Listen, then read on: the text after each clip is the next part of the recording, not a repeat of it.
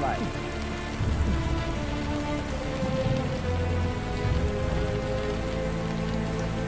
That there are dark forces. Is there another agenda at play? The deep state. They got me.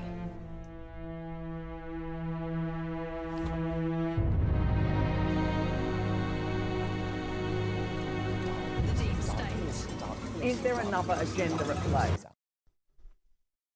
All right.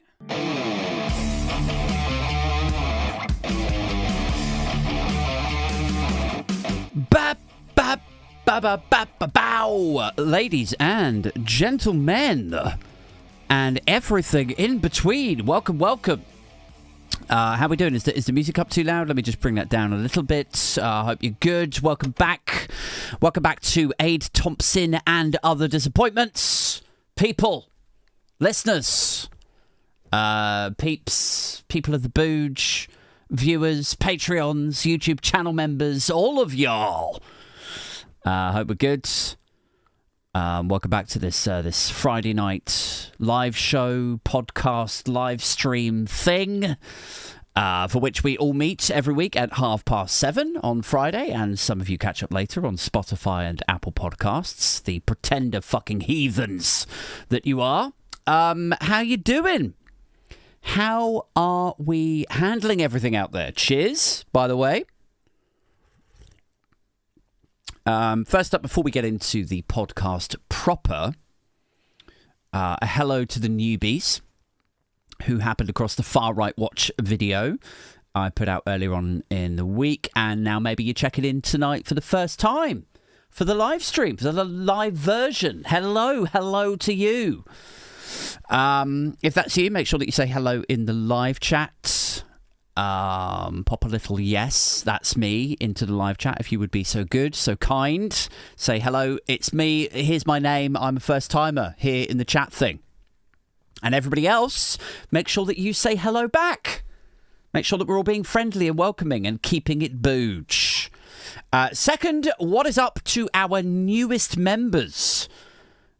People, or at least they were the newest ones when I did the prep earlier. Edism, Fainer's Jewels, hope I've said that right. George Only. That's all three. Edism, Fainer's Jewel, and George Only. I hope you guys are good. Surviving, if not thriving.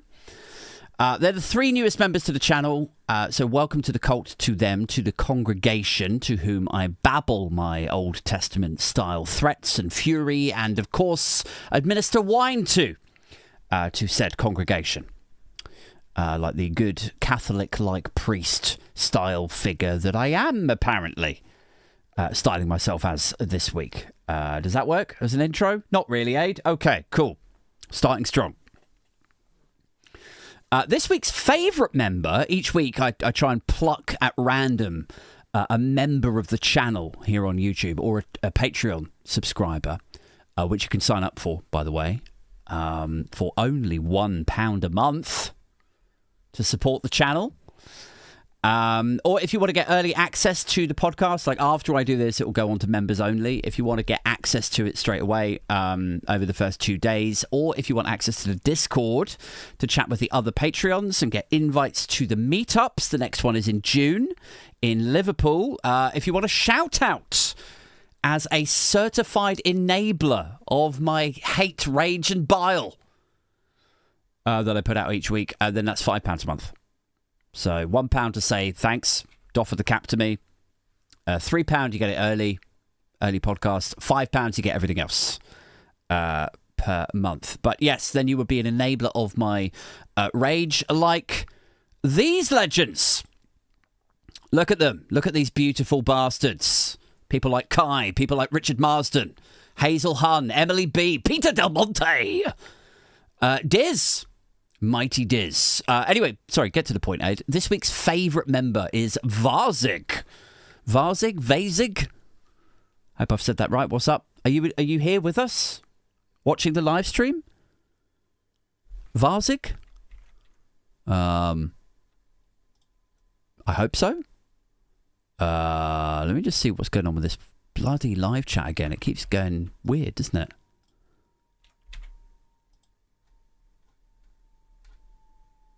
What the fuck is going on with the live chat? Let me just refresh that. Hold on.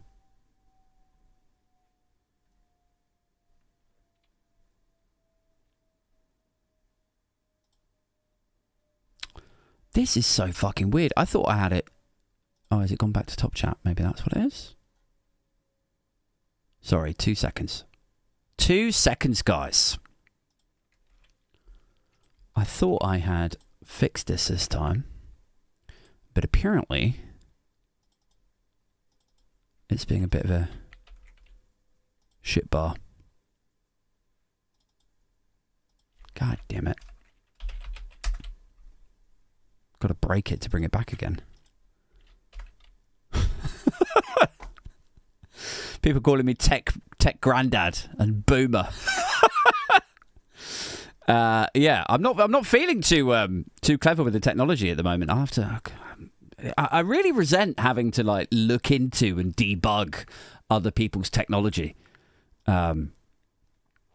Anyway, so yes, this week's favourite member, Varzig. Now, loads to get into tonight and to get through, if you will indulge me. Tonight, Starmer is maybe on the way out, possibly.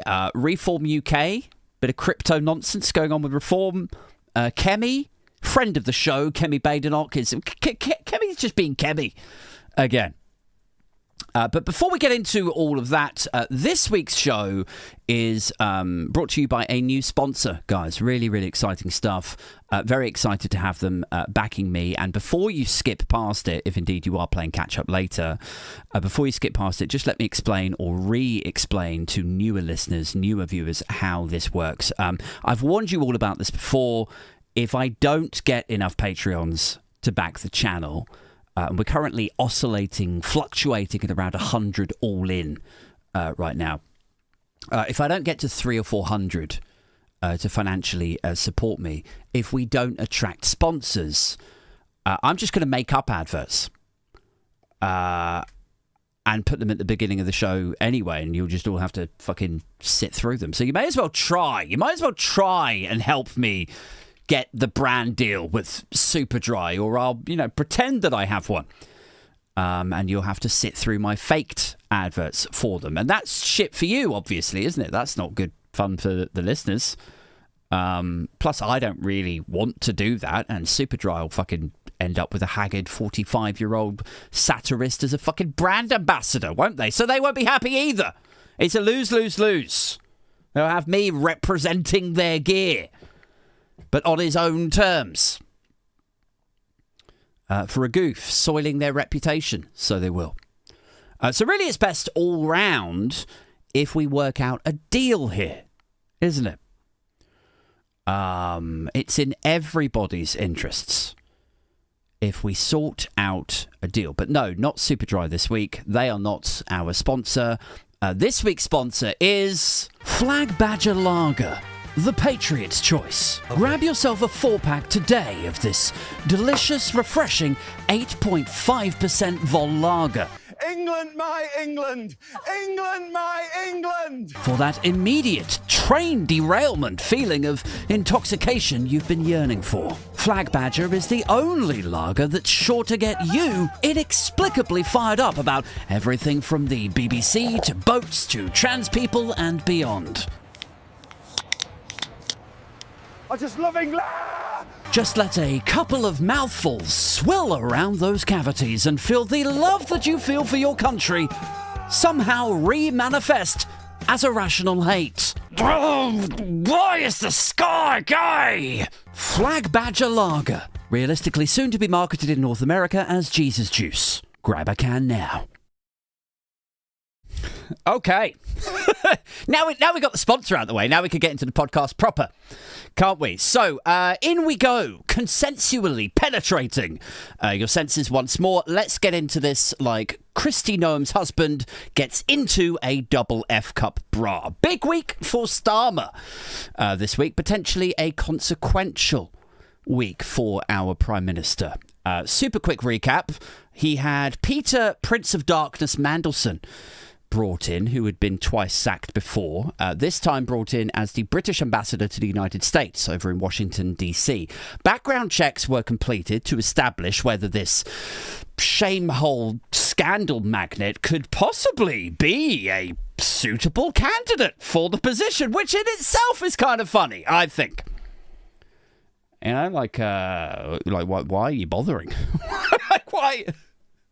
What are you seeking to establish here? Checking if he's a suitable candidate. You know, is he suitable though? Is he? This is going to take some referencing. We'd better check it. Like when you're dealing with a candidate like Peter Mandelson, the checks as to whether he's suitable seem kind of moot, don't they? I mean, what could you reasonably be seeking to clarify in that regard? Is he a suitable candidate for a publicly funded and heavily scrutinised position? No, he's not. Next question. He's not. So, what are we even doing here, guys? What are we doing? Next week, who are they checking? Next week, maybe we could answer the question could Baroness Moan be a fit and proper investor for a boat rental place with John Darwin? No, I don't think she could. I don't think she's suited for that position. Might they make a good team on a business venture like that? No. We don't need to check the references for that one. Probably not, guys. But then, we know their backgrounds already, don't we? We kind of know all of the dirt. Maybe that's what it was with Mandelson or characters like that. Is, you could sort of maybe make the case that the best defence for people like this, on the rare moments that they do face checks or something resembling accountability, maybe a good defence for that could be to say, well, to be fair, we sort of assumed that we knew all of their dirty laundry already, like who would have ever dreamed? Who would have ever dreamed that the twice sacked guy, Peter Mandelson, whom we all refer to as the Prince of Darkness, might have more shame and corruption to him? I mean, it really caught us off guard. That would be a pretty good defence, I think. This has come as quite a shock to us. We've never encountered somebody with that much dirty laundry to them. And we've been referencing political candidates for 20 years, Ed.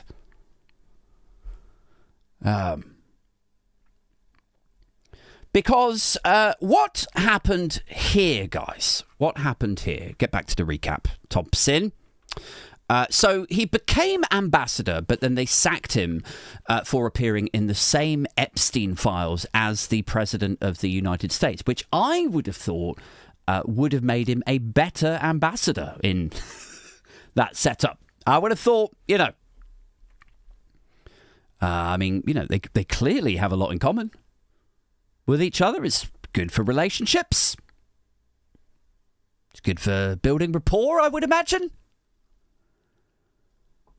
If you want good diplomacy with the United States between the two governments or whatever, who better to negotiate with them than the Prince of Darkness, who could reasonably have been there when Donny and all of his friends were all sacrificing virgins to the sun gods or whatever the fuck it is that some people are saying that the Epstein crowd were actually up to on that tropical island. Not me, I'm not saying that. I'm saying some people are saying that that's what they were doing, was satanic devil worship and sacrifice. Anyway, but things in common be damned. They sacked him for being in the files. And most of us were like, well, you know what? I guess that's that. But you know what the right-wing press are like, right? They have to keep it going. They have to say that the scandal has deepened now, or it has engulfed the Prime Minister, beleaguered Prime Minister Keir Starmer, that sort of stuff. It has to deepen, carry it on, sell more papers. It's not enough that they sacked him. Now we have to know how he was ever hired. Why? How were the background checks so lacking? Who knew what and when?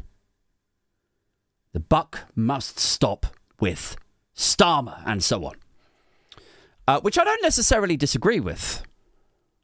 Like if there's an improvement that needs to be made to how we do these appointments and the checks behind them, it's fine. If background checks were lacking or performed incompetently or by a shit third-party outsourcing service and all of that needs tightening up, that's fine, that's cool, understandable. But when it comes to firing a broadside in criticism of Labour for all of this, I just don't think that the Reform UK party are best placed to opine on who may or may not have been given a job as a result of substandard background checks. Like, have you seen their track record, guys? For background checks failing to point out things that might make somebody hugely unsuitable. If not, swipe back to last week's show. We covered it all then. Also, I don't disagree with the criticism that is being thrown at Keir Starmer because I think Starmer does look like a bit of a bellend with this. You know? Like only a couple of years ago, Starmer said of people who pass the buck and shirk responsibility, he said, hear me out. I had 8,000 staff for 5 years as the Director of Public Prosecutions. And I acted, I hope, in the right way with them, which is when they had victories, I celebrated on their behalf. I picked up awards on their behalves. And when they made mistakes, I carried the can. I never turn on my staff, and you should never turn on your staff. That's what he said. That was his leadership pitch, by the way, before he became Labour leader. I'll come to the super chat in a second. Just bear with me. So that was his leadership pitch when he was trying to become Labour leader before he became Prime Minister, criticising others for not showing leadership and responsibility. But then with Partygate as well, once he became Labour leader, he was going up against Boris Johnson or whatever. With Partygate, he said, stop treating the British people like fools when Johnson was trying to spin a yarn. Then with Mandelson, he said... a couple of months ago, he said there was security vetting carried out independently by the security services, which is an intensive exercise that gave Peter clearance for the role. And you have to go through that before you take up the post. That's what he said. So let's just take stock here for a moment. He used to say that he doesn't just pass the buck. He said Mandelson had gone through clearance. Now it turns out that Mandelson failed those checks. And in response to that, a civil servant has lost their job. Which seems a bit weird to me. Kemi Badenoch, who we'll come on to a little bit more in a second, she said yesterday that the PM told the House 3 times that due process was followed. So now what should have just been keep Karen Pierce in that job, she was the ambassador before, keep Karen Pierce in that job and leverage off her experience and relationships and professionalism to get a trade deal sorted, that has become all of this shit. Losing your chief of strategy, Morgan McSweeney, which I don't care about, obviously. But, I mean, I imagine that Keir Starmer would have been pretty upset about that. His right-hand man. Now, instead of, like, all of that sort of cushy professionalism, now it is, has he lied to the House? Who has been lying about this? Who knew what and when? Is he going to resign? Is a serious headline on Sky News earlier. It's all getting a little bit Partygate, isn't it? A lot of people on social media this week going like, well, Boris had to resign over a piece of cake. So how come Keir Starmer is saying that he's not going to... Boris Johnson didn't resign over Partygate. Boris Johnson resigned over Chris Pincher, you forgetful fucks. There were so many scandals with Boris Johnson. It all sort of disappears into a albino Yeti-shaped haze or something, doesn't it? But yes, it's all getting a little bit Partygate, I suppose. Due process was followed, is Starmer's all guidance was followed, which was Johnson's thing. Both of them are saying stuff like, I told the House what I believed to be true at the time. Now, when I was checking this earlier, guys, Starmer was saying that he was furious that he had been lied to. I'm furious, he frothed. Which, I mean, like they told him that Peter Mandelson had passed the checks today. Is that what we're saying here? The Foreign Office lied to the Prime Minister. Is Starmer's line on this? Is it?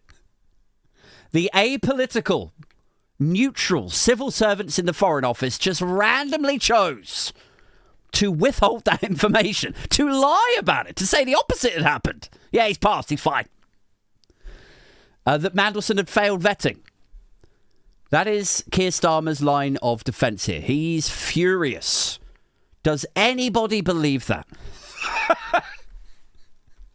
Anyone in this chat? Does anybody in the comments later, if you're watching this later, do you believe Keir Starmer? Does Starmer's own cabinet even believe him with this? How long before they start like plotting and briefing against him on this? Well, I was there around the table and, like people who want to do a leadership challenge, Wes Streeting, whoever. I was there and he did like he said he was going to do this. How long till that happens? Because devil's advocate, guys, that would put him in the clear if it were true. If that's what actually happened.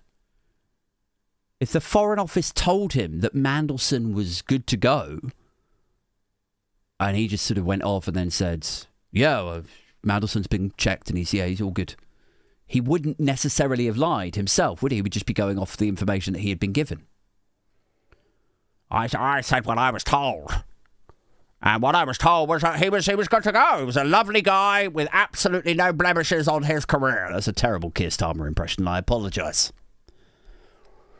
But I just can't see it, man. I cannot see a situation where Keir Starmer's version of events is in any way close to what has actually happened here. I don't believe him at all. I don't believe him. Anybody else? What people in the live chat saying?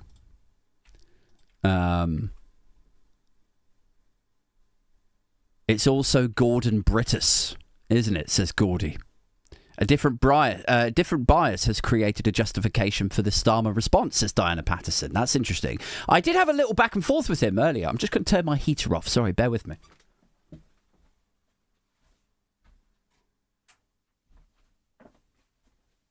Getting a little bit roasty and toasty in here. I had a very short exchange with Phil earlier about that, and I was like, I just get the feeling that the way that he worded what he said to me sounds like it was front-loaded to give him a bit of wiggle room further down the line to now be able to say, well, all I said was that due process was followed. I never said that he's passed it. I just said due process had been followed. He had gone through the checks. I neglected to say that he failed them, but you didn't ask me specifically about that. Fader's Jules growls like a bear. Let me go back to the super chats. Here we go. Richard Marsden says, I bought Flag Badger as I thought it would make me a sensitive lover. I stayed with a rubber truncheon and it ended with a walnut whip in an oxygen tent. Okay, I mean, that's, something to bank for your autobiography, Rich. Right, where did I get to? So, So I read that Keir Starmer was furious, and he called it unforgivable. He calls it unforgivable what the civil service have done here. I love that that's where he draws the line, by the way. You know, genocide in Gaza. It's tricky. It's tricky. Forget to send him an email. Unforgivable. There's no way back for you. But regardless of all of that, like, in order to believe that he is furious and it's unforgivable, here's what you would have to believe, guys, in case you're thinking, where is Thompson getting this from? Why does he sound so, you know, why is this all so incredulous? In order to believe this, you would have to believe that the Foreign Office, who were there to serve any government, Tory or Labour, they took Mandelson's CV and they went off to do checks on him. Mandelson failed them. Starmer says the security services do them. Everyone else says it's a Foreign Office thing. But either way, somebody told Number 10 that Mandelson had passed. Somebody did. One of the most important jobs out there that they have to do. Like, they've got to protect British interests, right? So they've got to do these checks properly. He could be a spy. He could be on anyone's payroll. Security services at a time of disinformation and geopolitical tumult and warfare. You want the security services to be able to do this shit properly. You would have to believe that they fucked up at this time. And or that they just magically, ad hoc, on a goof, decided to not tell the government that Peter Mandelson had failed those checks and was unsuitable. They just decided not to. And you would have to believe that Starmer's favourite candidate for the job, whom they owe no favours to, they don't give a fuck if he passes or fails.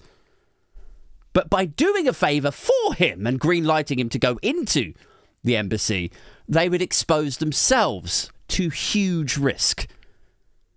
So in order to believe that Starmer is furious that he wasn't told, that it's unforgivable, you have to believe that they risked their own employment and reputations to deliberately withhold that information from government at a time of warfare, seemingly for no reason. Absolutely no reason, just on a goof. You have to believe that their lack of a motive drove them to do that over Keir Starmer's obvious motive to overrule them. That's what you have to believe in order to believe that Keir Starmer doesn't or didn't know about it. Like, here's what I think actually happened. Here's what I think, how this, like, played out. Connecting the dots. I think that they wanted to have Peter Mandelson in that role. I think he was a battle-worn, New Labour, Starmerist ally. And I think character-wise, maybe he had a bit of dodginess to him, a bit of dirt on him from his scandals of the past. And I think they thought maybe Trump, bizarrely, perversely, might respect that. He might warm to it. I don't know. And I think they rotated Karen Pierce out of the US Embassy, previously in that role, hugely respected, very experienced. But they took her out of that office and they were determined to get Peter Mandelson in. Such was the determination to curry favour with Trump and walk away with a trade deal. And I think maybe by the time he failed vetting, they were in too deep. It'd be too embarrassing to have this senior Labour figure on the front page of the Mail, failing vetting, looking dodgy. And I think maybe Morgan McSweeney, who was the chief of staff, the strategist at the time, I think maybe he tells the Foreign Office to forget the vetting on this one. Just as a one-off. We know Peter. Peter's all right. He can do good things. The guy's a fucking genius. And so for the good of the country, just this one time, and in the interest of getting this trade deal, I'm going to sign off at it. Right, so Morgan McSweeney approves it. And probably, almost certainly, tells Keir Starmer. Then I think what happened is later on, Morgan McSweeney is exposed as having been the brains behind that hire. And he has to resign for becoming the story himself, which is a no-go, particularly for, backroom geniuses, genii like Dominic Cummings and Morgan McSweeney. If he becomes the story, he's basically got to go. Someone's head has to roll. It can't be the Prime Minister. McSweeney packs his shit up, gets the fuck out of Dodge. And then when people start sniffing around, asking, maybe can we see the WhatsApps from that period? Can we see the messages? What's on your phone, Morgan? Coincidentally, Morgan McSweeney loses his phone. Which I'm not making that up. I'm not embellishing. That is actually what happened. Mandelson got removed, and almost immediately Morgan McSweeney's phone gets snatched out of his hand in London. And there's ambiguity over where he says that was reported as having happened. It's all a little bit weird. So I think McSweeney overruled them. I think Starmer signed off on it. Mandelson goes in, replacing a highly qualified woman in the role who gets rotated out. Mandelson obviously blows up. The whole thing fucking implodes. And now instead of saying, all right, I'm sorry, we fucked up. We were desperate for the trade deal.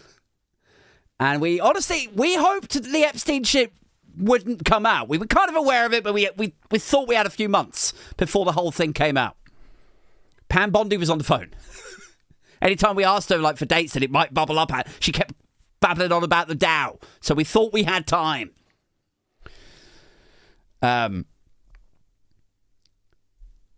instead of all of that, instead of just holding their hands up, they're expecting everybody to believe that a politically neutral, apolitical Foreign Office deliberately withheld a vetting failure from number 10 because reasons. Come on. Come on.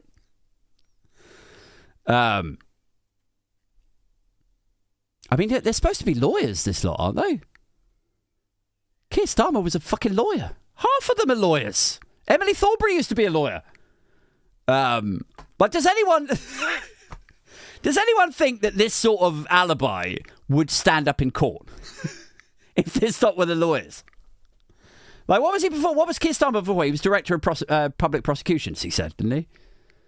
How would a King's Counsel respond if the defendant came out with a defence like that? If the defendant was like, look, it wasn't me.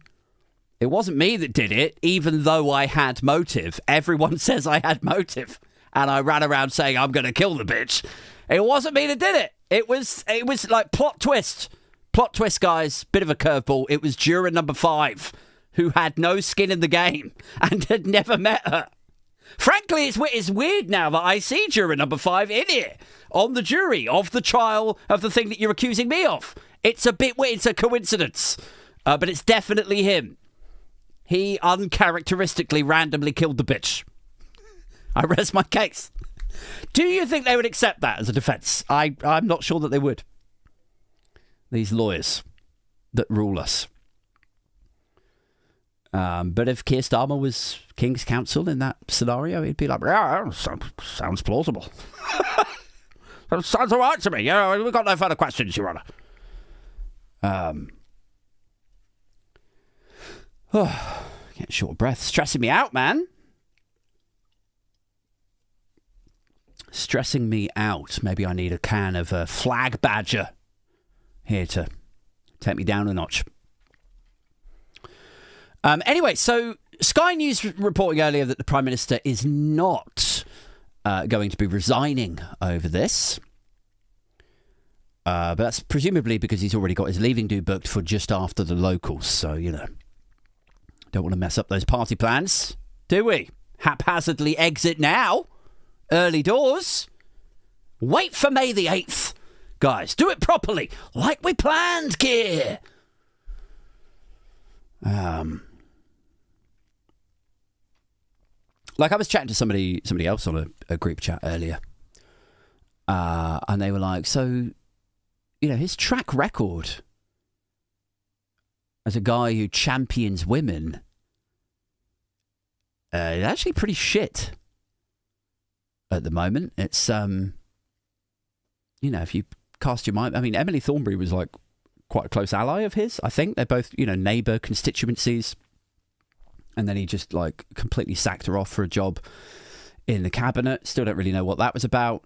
He sacked Angela Rayner. Sue Gray was forced out in favour of Morgan McSweeney. The US ambassador was forced out to make way for Peter Mandelson. All of these successful women. Proven. Professional. Academically bright. Professional. Hugely suitable women for those jobs. And he's just...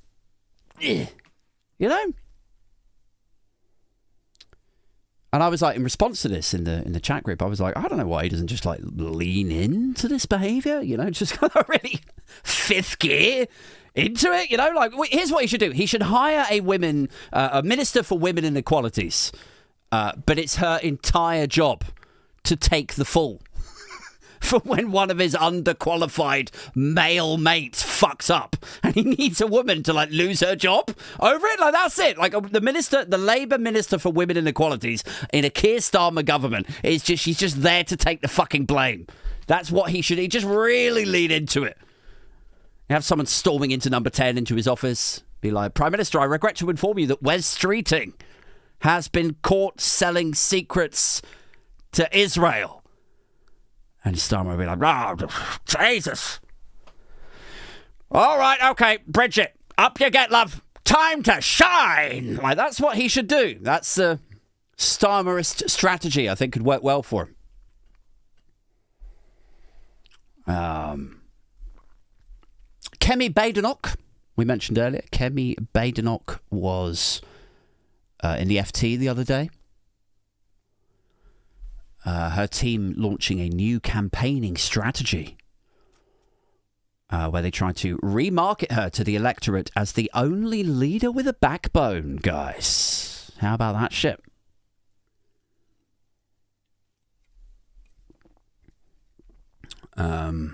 Badenoch or bust, it says.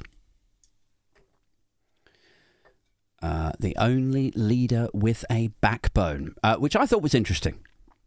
I think what they're trying to say is that Starmer does these U-turns, he doesn't have any principles. Farage is in bed with this investor and that crypto guy, and Kemi is the only one with a backbone who will push back on. I don't know. What does she push back on? Just Stop Oil, maternity pay. Cultures that she says are inferior to our own. What exactly does she push back on? Whatever she's pushing back on this week, I don't know. But she's the only one with a backbone to do it. Though, yes, this backbone, like so many backbones, is doing some heavy lifting. There, given her resume of past performances that includes criticising Keir Starmer for not joining Trump in his illegal war in Iran, and then a week later she called Trump childish and claimed that she'd never said that she would send British armed forces into Iran. Telling Times Radio that maternity pay had gone too far, and then when she was faced with criticism for that, she rode back on it, claiming that she'd been misrepresented by her own words coming out of her own fucking noise hole. And then finally, this is just the three that I found when I bothered to look into it very briefly. I'm sure there's many, many more. Finally, telling her voters that people who were selling the idea of leaving the ECHR were offering simple solutions to complex problems. It wasn't Tory policy. We're not leaving the ECHR. Only to now flip again and say if you vote Conservative at the next general election, we will be leaving the ECHR. She's the only leader with a backbone, though, guys. Is our Kemi. So that's good stuff. That's impressive. Excellent content coming out of CCHQ right now. Their last remaining 3 donors must be really pleased with how all that's going. What else is happening, though, in the wilds of Westminster while we're talking about domestic politics and stuff and things? So Starmer's in trouble. Kems is being Kems. Reform are starting to attract a little bit more scrutiny on the basis that 2/3 of their funding now comes from crypto.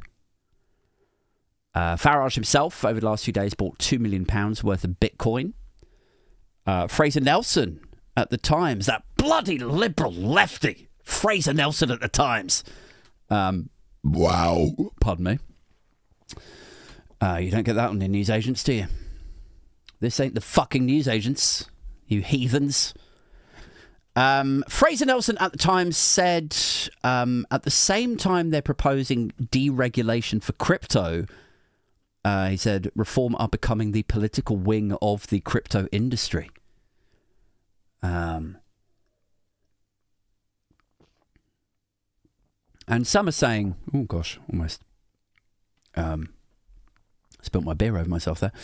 Some are saying that, well, you know, it's good that Labour are putting regulation around crypto and political donations with crypto or whatever. They're putting regs around that to stop people donating over a certain amount in cryptocurrency to political parties. Like basically, like if you are like a crypto billionaire, you will not be able to donate to Farage or Reform or Rupert Lowe or whoever using Bitcoin or Ethereum. But that doesn't stop crypto. Like they're not going far enough, man. They're really not. It doesn't stop crypto billionaires from selling their thing, the crypto, and then donating the old-fashioned way, does it? It doesn't. How are you solving the problem? You can't donate to Reform anymore. Oh no!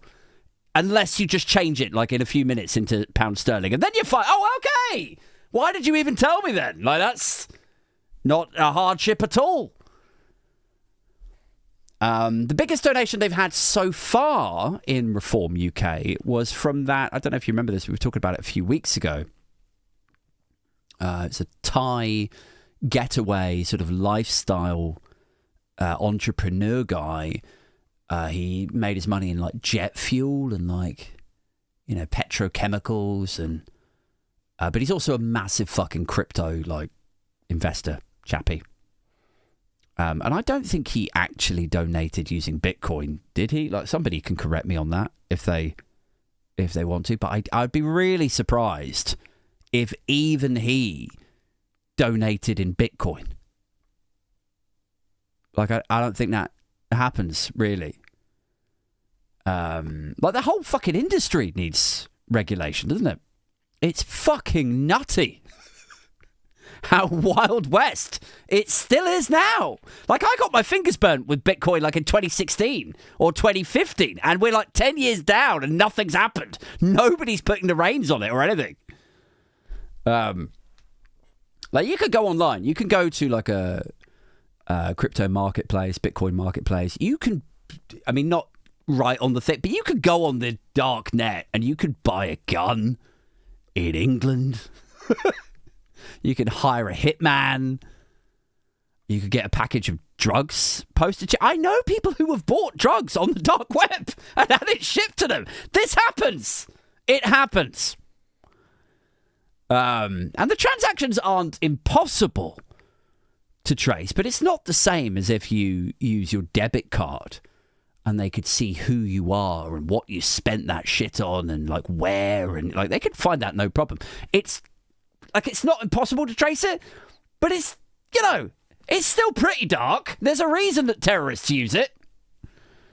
But any talk of regulating it, just like social media, just like AI, is unsurprisingly greeted by some of the less reputable politicians as anti-business, isn't it? It's pretty funny. Like we can't regulate social media or AI or crypto. It's a future aid. If we make it safe and put guardrails on it, it'll morph us back to the Stone Age. We'll all be living like an Amish community or something. You know, there's no middle ground to this aid. Like I always think, you know, if it's necessary for your business to survive, that it's reliant on allowing traffickers and nonces and hitmen and terrorists to trade services, like maybe you don't have a business. Like maybe that's not. Maybe it's not societally beneficial for that business to survive, if that is the dependency there. I'm not against cryptocurrency and crypto trading as a thing. But I don't recognise this idea that it has to be kept anonymous, that you can't regulate it, that political parties of all people should be able to take cash from anonymous sources, largely untraceable sources, unlimited. And to temper that, to think of regulating that, is you outing yourself as some sort of blue-haired Antifa. Like, come on, be reasonable. This week's Tap Dancing Tosser Award. Let's try and get a Tap Dancing Tosser Award out, shall we? Well, that's absolutely pathetic. Okay, so the Tap Dancing Tosser Award, for the benefit of newer viewers, is an award which we, or I, distribute to somebody who I feel has performed their bellendry to award-winning standards in the last few days. The kind of character where you just sit back and slow cut, like, oh, brah fucking vo. Such is the contempt that your eyes greet them with. A couple of nominees this week. First up, this matey. You might have seen him on the Far Right Watch video I put out the other day. So Keir Starmer's now pushing this idea for a new digital ID. I couldn't care less how many of you lefties this offends. And that's the ongoing defence of illegal migrants breaking into our country, where you will continue to support these men. Islam creeped in and infiltrated every single government sector. So that guy is called Shorty Boy from the fucking Patriots podcast or whatever the fuck it's called. I don't know. Who gives a shit? You know exactly the sort of podcast and show and person that I'm talking about, right? If you're not aware of him already, his name's Sean. He hates digital ID. He's a turbo Christian, apparently. He hates migrants. The UK's being taken over by Islam, etc., etc. You get the idea. Well, a bit of a development for him this week. There's no other way of me saying this other than I've been sacked from my job over my political views and my personal beliefs. I just wanted to say that I've become another statistic to the ongoing list of people who have lost their jobs from publicly displaying their political views and beliefs. I've never set out to divide people. We aren't far right. This government chooses to facilitate this ongoing invasion. I've never set out to divide people. Please understand, I'm just a normal bloke who wants our country back. I've never set out Islam creeped in. to divide people. I'll always stand up for what I believe in and highlight the things that I think are wrong. I don't spread misinformation, only facts with my opinions added. We are a Christian country. I don't spread misinformation. And people still don't think that they're trying to force Islam on our country and change us into an Islamic state. Like, I don't feel great that that guy's lost his job. I think that's a bit shit for him. But I also feel like when I was researching the Far Right Watch stuff, I mean, really, actually, the amount of fucking content that I shimmy my way through, that I meander my way through, it is a wonder I'm not radicalised. Like, I think it's if I go to my grave proud of anything, it's that I wasn't successfully radicalised in spite of the days, the years of right-wing content that I've fucking consumed through my soiled eyeballs. I think it's something I could be proud of. But I don't feel great that he's lost his job. I think that's a bit shit. But I mean, he is literally sat there while he's at work in the crane. He's a crane driver, apparently. And he's there at work in the crane recording videos about Muslims. And I didn't play it there, but I have one in the Far Right Watch video where he's like, I'm fucking sick of Islam being shoved down all of our throats. Like, it's quite full on. So it is. So it's a bit like, it's not so much attack on his freedom of speech is what I would imagine this situation is like a, sort of construction company's HR department guarding themselves against a fucking employment tribunal. Like, that's how I truly believe that's probably what happened. It's like, a Muslim guy could come in, or not even a Muslim guy, a guy who might look Muslim. Just a regular brown guy. His parents were Pakistani. He's a British guy, but he just goes on site and he walks in the HR office or something. They're petrified of this situation happening. Right.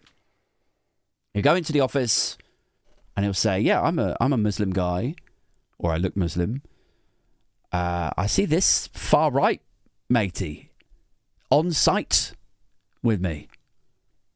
And I've seen him online. Saying that Muslims are ramming it down his throat, or Muslims are taking over, or whatever. And I don't feel safe. I haven't felt safe for a while. I've told you about this about 2 or 3 times, and every time he just sort of dismissed it and like pushed me away and ignored me, told me to get over it, or he's just joking, or just block him and move on. And then, maybe somebody vandalized my car. Maybe somebody wrote some slurs on the side of my car. I feel threatened. I don't feel safe coming into work anymore.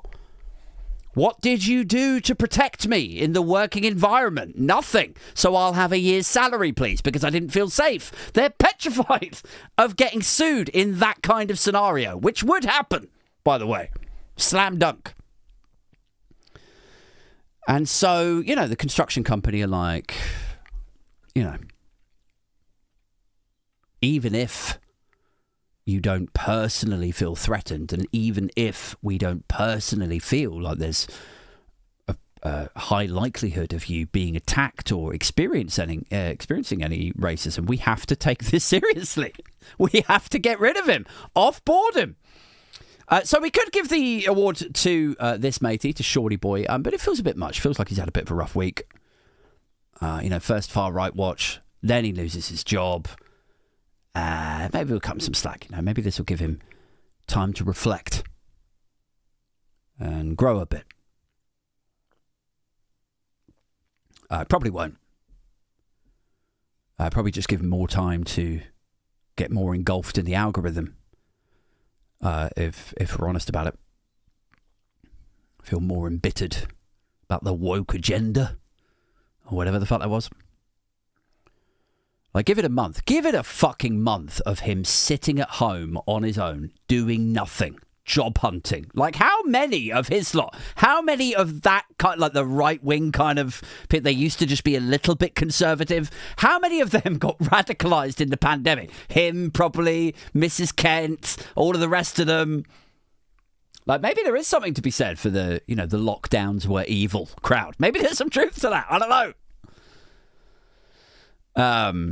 How are we doing for time, guys? Gosh, we're running a little bit short on it, aren't we? Okay, look, I'm going to finish up with a very, very quick weird news story. Are you ready?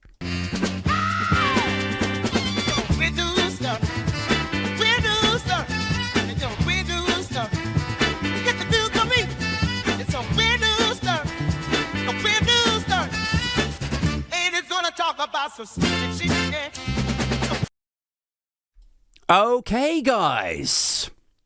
All right. So this is a weird news story. I don't know if it's funny, which I feel a bit bad about because, like, last week's I don't think was particularly funny either, and I like to kind of leave you on an upbeat note, even though the show is disappointments, right? Down, like we're all fucked, we're all doomed. This is like Doomer's Ground Zero, this show. So maybe it's, maybe it fits right in. I don't know. This is it's almost like a sort of the week in disinformation, to be honest with you. A story bubbled up earlier in the week about a gang rape in Epsom. Sky News put out a story saying a police appeal after woman raped by several men outside a church in Epsom. And I remember seeing this explode online. And I was like, fucking hell. That that sounds horrendous. That sounds fucking ugh. Like, that poor woman. Who the fuck would do that? How has this happened? And also, if I'm honest, you know, a little bit like, please don't let it be. Like, if it is what I fear it is, we could actually really see some horrible civil unrest, or, like, you know, all of those fears sort of surfacing at once as I read this headline. But there was also something about it that kind of didn't land quite right. Something felt a bit off about it. And I knew that then, and I know that now because I bothered to take screenshots of it. I was like, something feels weird. Which I'll put on the edited version of this tomorrow when I, you know, put out some clips or whatever. But it was almost too perfectly cast or set. If that makes sense, you know, like it was in Surrey, which is not a million miles away from us. In Epsom, which is a fairly affluent part of Surrey. Very, very white, if you want to think of it like that. It was outside a church, which really it kind of feeds into that whole ethno-nationalist, this is a Christian country kind of thing. So Surrey, outside a church, happened to a woman, 20 men did it or something. Which, it could happen. It's possible that could happen. But I was also a bit like, you know, if you wanted to write a scene in a dramatisation of this period that we're living through that justified or sort of sparked civil unrest or riots or whatever, that was especially vivid, that really ticked certain boxes and had connotations of race war and the depth of feeling on the Crayola right and all of that. In Epsom, in Surrey, super white area, a church, a white woman attacked by 20 men in the early hours of the morning. Like, it struck me as the most box-ticky story that I had seen in that kind of genre, if you want to call it that, is how it felt. But I didn't want to say that, like, at the time, for obvious reasons. I didn't want to say, like, well, hang on a second, that sounds a little bit far-fetched. Because nobody wants to be that fucking guy, do they? Nobody wants to be the man who's like, I don't believe her. That's fucking like, no. So even, like, regardless of my own kind of, you know, just give it time. Just wait. Wait until you hear more. So predictably, there's people like Darren Grimes, a friend of the show. We talk about Darren Grimes a lot. In fact, he won last week's Tap Dancing Tosser Award, didn't he? There's people like Darren Grimes, predictably, depressingly prodding the fash bear. He was saying, can anyone explain why the police are asking for witnesses to come forward but haven't released any information on the potential suspects? So he said.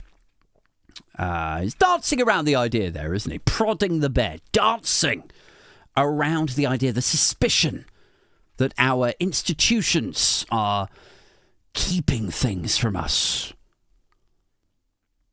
And they do that to protect Muslims, is the, extension of it. Nigel Farage did a very, very similar thing after Southport, didn't he? Also disinformation after an actual legitimate, in real life attack, as opposed to something here, which we'll get onto in a second. So Grimesy is sort of prodding the bit, dancing around it without actually saying, I bet this is asylum seekers. Somebody else, not Grimesy, somebody else says, well, we already know who the culprits are. Another one says, is it them again? Right. All of this, like, straight out the gate, there's suspicion, racism, ignorance, stupidity. The police release a statement, presumably off the back of observing some of this online activity. They say, don't speculate online. Police appeal, don't speculate online with regards to attack that was said to have happened outside church in Epsom in Surrey. But obviously that's like, pouring kerosene onto a fucking camping fire for the far right, many of whom already booked their train tickets down to the town, down to the thing with all their flags, and protests start flaring up. People with flags, slogans, protect our women and girls, all of the usual stuff. Pink ladies, far-right influencers walking around with their phones on selfie sticks, demanding answers. Protect our women and girls, they're shouting. Why won't the police tell us anything when they hold or withhold the identity of the attackers or the racial background? That always means that it's, all of that shit kicking off, gathering momentum. 5 days later now, get to the point, Aid. 5 days later, this is earlier today, no evidence of a reported rape in Epsom at all. That sparked protests, it says. So no evidence that anything even fucking happened. BBC News said earlier, Assistant Chief Constable for Local Policing, Sarah Graham, said there was no evidence that asylum seekers or immigrants were involved. Shouts from protesters speculating about the identities of the suspects could be heard on live streams of the demo on social media. She said there has been much speculation about the non-release of a description of any suspects, especially regarding ethnicity. No descriptions have been released, as the information about the incident and potential suspects is so limited. She added that she was aware of the strength of feeling this has created and of the frustration caused by our limited public comment on the ban. But they don't know anything. Like they're walking around blind. They're like, "Did you know? Did you hear anything? Oh, we read some stuff online that something had happened. Are you sure you didn't hear anything?" No. I live across the road. I didn't hear anything. I work at the takeaway and I walk back that route every night and I didn't see anything. Maybe it happened, but I didn't see it. Like, they're flying blind, completely blind, oblivious to whatever this thing is said to have happened is. And everyone's like, it's a cover up. They're withholding it. Investigations are ongoing and police are still appealing for witnesses, the force said. Just in case it happened. And so, yes, like, once again, how many times have we been through this? And I'm like, aren't you tired of looking stupid? I'm the only fucking guy on the left who does like a podcast and like puts out clips or like, the far right watch stuff. I'm the only fucking guy that's like, you're stupid. You are stupid. You're totally fucking stupid if you believe shit like this and you don't wait for the information. Just fucking wait instead of leaping to conclusions. Every time. I bet it's asylum seekers. They're withholding information. It's a cover-up. Just give it a fucking second. Please. Don't call them stupid, Aid. Oh, will you? All right. So, yes, once again, some internet disinformation blew up. It appears, once again, it was substanceless. It appears that no crime or event actually took place. No asylum seekers or migrants appear to have been involved.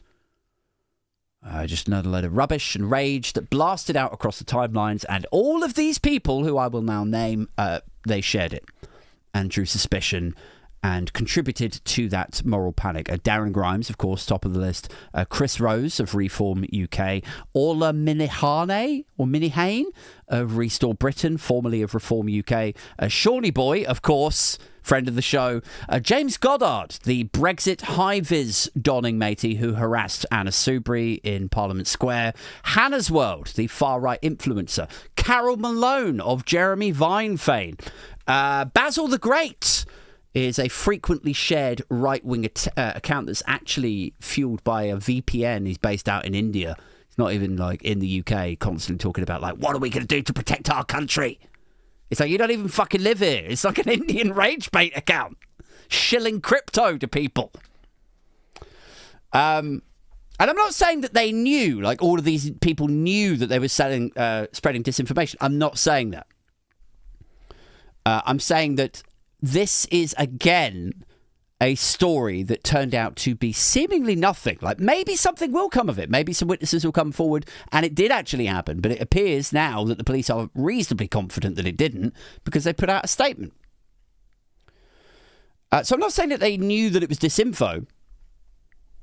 But what I am saying is it's the suspicion and the ignorance and the racism has blasted it out. Like all over the news, all over the timelines. Like, imagine what could have happened. Imagine what might have happened if there was a migrant hotel in a slightly less affluent part of, like, Epsom or Surrey, like somewhere in the broader Surrey. And if they thought that a young Muslim guy who happened to be staying at that hotel was an asylum seeker, and they all fucking angry mob picket signed it, surrounded the hotel and burned it to the fucking ground. Like that is where, like, I know we have some fun on this show, and I know, you know, there's a lot of comedy in the Far Right Watch stuff, and it's good to, you know, have a laugh and take the piss and stuff. But on a serious note, like, that is where this is all headed. That is where it's going to end up. In a modern day lynching. People are going to break into a hotel. They're going to burn it to the ground. And all of the people who previously called it legitimate concerns, or I share their concerns, all of them are going to completely detach and disown themselves, like, from the rage and the anger that they themselves poured the kerosene on. It's going to happen unless somebody regulates and sorts this all out. But still, we don't need press regulation, guys. Don't need it. We don't need X kicked off the App Store because free speech, that's why. My right to say dangerous rubbish and get a few clicks trumps your right to sleep soundly and safely in a travel lodge. Anyway, that's it. Sorry to leave you on a downer. We'll do the lock-in for a bit, shall we? That's it for the podcast. I will wind it down and upload it onto Spotify and Apple Podcast now. It will go on private. It'll go on members only on YouTube for a bit. So if you would like to listen to it like later on, catch up in the first 2 days while it's still topical, then do consider joining the channel. You just click join on my front page thing. I'm sure you can figure it out. I'll be back next Friday with another Friday night live show, and I'm going to start working on a new Far Right Watch video probably in a week or two's time. I've got to do some stuff for the Troll from Marina and Gemma. Get that out the way first. So that's it for now. Keep it booge, keep it influencer. Let's do the lock-in. We out this motherfucker. Okay.